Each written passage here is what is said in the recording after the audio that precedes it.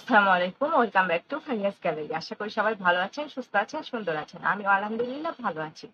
আজকে আমরা কথা বলবো ঢাকা বিশ্ববিদ্যালয়ের অধিভুক্ত 7 কলেজে মনোবিজ্ঞান নিয়ে পড়তে হলে আপনাকে কি কি করতে হবে এবং আপনি কোন কোন কলেজে মনোবিজ্ঞান নিয়ে পড়তে পারবেন।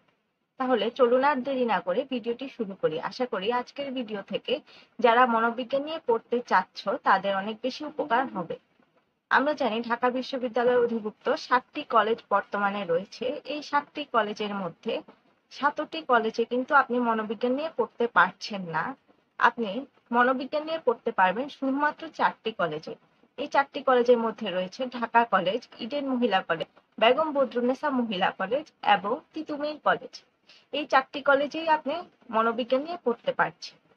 এখানে একটি বিষয় খেয়াল করুন যে ইডেন মহিলা কলেজ এবং বেগম বদরুন্নেসা মহিলা কলেজ দোনোটি কলেজে কিন্তু শুধুমাত্র মেয়েদের জন্য, এখানে ছেলেদের আসনের কোনো সুযোগ নেই।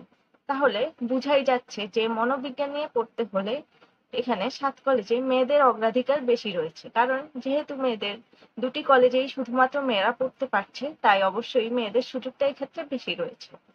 এখন আমরা কথা বলবো যে মনোবিজ্ঞান নিয়ে পড়তে হলে আপনাকে কত সিরিয়ালের মধ্যে টিকতে হবে। অনেকেই ইতোমধ্যেই 2024 সালে ভর্তির জন্য নিশ্চয়ই সাবজেক্ট চয়েস দিয়ে দিয়েছেন। যারা সাইকোলজিকে টপ মোস্ট প্রায়োরিটি রেখেছেন তাদেরকে আমি ধন্যবাদ জানাবো এবং পাশাপাশি আপনাদেরকে ওয়েলকাম করব সাইকোলজি ফ্যামিলিতে। সাধারণত 7 থেকে 8,000 সিরিয়ালের মধ্যে থেকেও সাইকোলজি সাবজেক্টটি আপনি পেতে পারেন এবং ঢাকা বিশ্ববিদ্যালয়ের অধিভুক্ত 7 কলেজে আপনি ইয়ার সিস্টেমে সাইকোলজি সাবজেক্টটি পড়ে থাকবেন 4 বছরের অনার্স কোর্স, এবং এখানে আপনি বাংলা অথবা ইংলিশ যে কোনো ভার্সনেই পড়তে পারবেন। তবে আমি সাজেস্ট করব আপনি যদি বাংলা ভার্সনে পড়েন সেই ক্ষেত্রে আপনার সিজিপিএ ভালো আসবে তুলনামূলকভাবে। তবে আমি বলছি না যে ইংলিশে পড়লে আপনার সিজিপিএ খারাপ আসবে। এই যে আমি বাংলা ভার্সন পড়তে বলছি এর পিছনে আমি একটি কারণ অবশ্যই রয়েছে।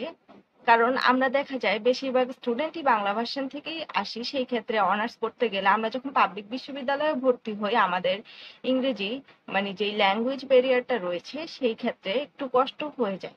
তো সেই ক্ষেত্রে দেখা যায় আমরা খুব কম কম পড়ে পরীক্ষায় ভালো করার জন্য নোট করে বা খুব কম ইনফরমেশন পড়ে, যেহেতু ইংলিশ বই দেখা যায় যে আমরা খুব স্কিপ করে করে পড়ি, সেই ক্ষেত্রে আমি বলবো আপনি এভাবে না করে বরঞ্চ আপনি যেহেতু আপনার বিষয়গুলো ভালোভাবে বুঝতে হবে তাই আপনি ইংরেজিতেই পড়তে হবে এমন কোনো কথা নেই। আপনি যদি বাংলায় পড়ে ভালোভাবে ইনফরমেশন গুলো বুঝেন বা বেশি পরিমাণ ইনফরমেশন আপনার জানা থাকে, আপনি যদি কনসেপ্ট গুলো ক্লিয়ার থাকেন তাহলে সেই ক্ষেত্রে হায়ার এডুকেশনে ইংরেজি আপনার খুব বেশি একটা সমস্যা করবে না।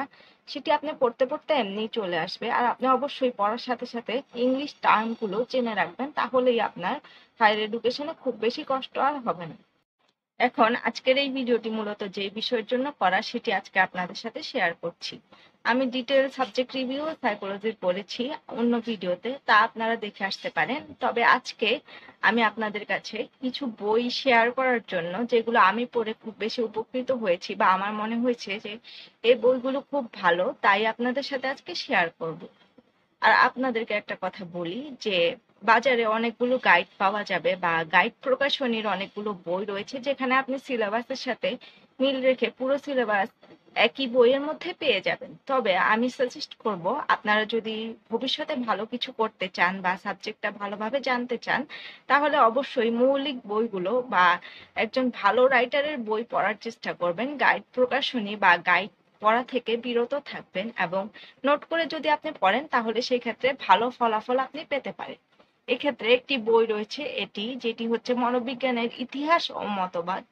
এই বইটি নিহারঞ্জন সরকার স্যারের বই এবং এই সাবজেক্টটা আপনারা পেয়ে থাকবেন মূলত 4th ইয়ারে গেলে।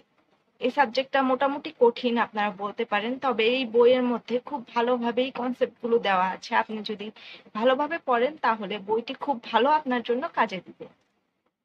আরেকটি বই যেটি আমার খুব বেশি পছন্দের সেটি হচ্ছে এই বইটি, এবং এই সাবজেক্টটি পরীক্ষণ মনোবিজ্ঞান বা এক্সপেরিমেন্টাল সাইকোলজির যে বিষয়টি রয়েছে এটি নিয়ে অনেকেই অনেক বেশি কষ্ট করেন বা বলেন যে এই সাবজেক্টটা বোঝা যাচ্ছে না বা পড়তে একটু কষ্ট হয়। সেই ক্ষেত্রে আমি বলবো আপনারা এই বইটি আপনি বাংলা ভার্সন পড়েন অথবা ইংলিশ ভার্সনই পড়েন, এই বইটি আপনারা সাথে রাখবেন। এটি হচ্ছে কাজী সাইফুদ্দিন স্যারের একটি বই। এই বইটির থেকে আপনারা পরীক্ষণ বা এক্সপেরিমেন্টের যে বেসিক জিনিসগুলো রয়েছে এগুলো খুব ভালোভাবে বুঝতে পারবেন এবং খুব সহজ ভাষায় বইটি লেখা রয়েছে। এখন আরেকটা পছন্দের বই আপনাদের সাথে শেয়ার করি, সেটা হচ্ছে স্নাতক ও স্নাতকোত্তর মনোবিজ্ঞান ডক্টর আবু বকর সিদ্দিকের এই বইটি। অনেকেই যারা মনোবিজ্ঞান নিয়ে পড়েছেন তারা এই বইটির সাথে পরিচিত, কারণ মোটামুটি বেশিরভাগ স্টুডেন্ট এই বইটি পড়ে থাকে। এবং এই বইয়ের একটা ভালো বিষয় হচ্ছে আপনি সাধারণ মনোবিজ্ঞানের যে কোর্সটি পড়বেন সেই কোর্সের মোটামুটি বেশিরভাগ জিনিস এই বইয়ের মধ্যে আপনারা পেয়ে যাবেন।